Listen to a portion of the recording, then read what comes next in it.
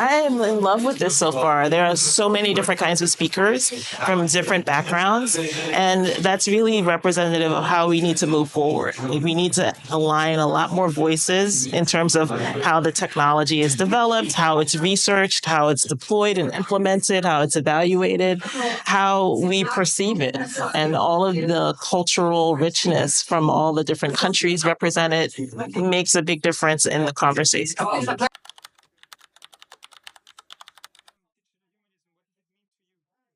It's a multifaceted sort of term in terms of digital humanism.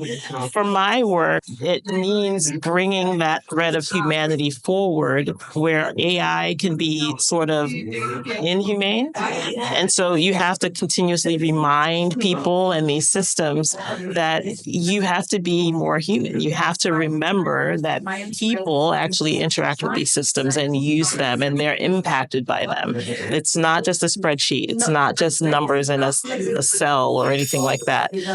These are actual lives attached to this. So reminding you that even though it's digital, there's an organic and analog impact at the end.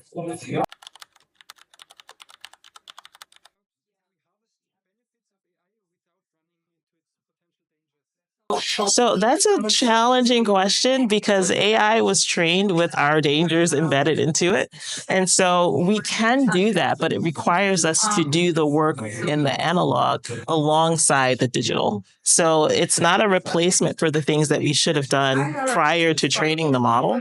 We have to continuously refine and update what we've done before so that as the models become more sophisticated, they're being trained on a society that's actually better than what we started with.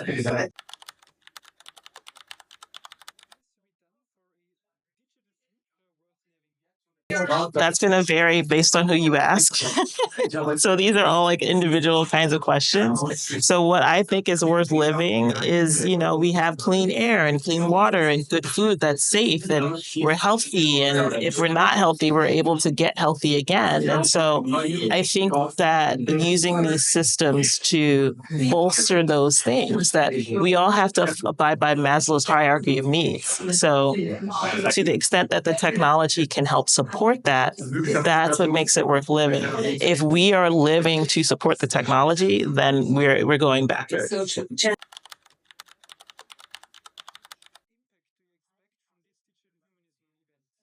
I think what's going to happen is better collaboration. I think we're starting to see as a collective community that a lot of the challenges that we work on in isolation are representative of our individual communities, and that we could do more and have a bigger, better impact for the entire world if we work together with the understanding that there's no perfect approach, but we can't let perfect be the enemy of good.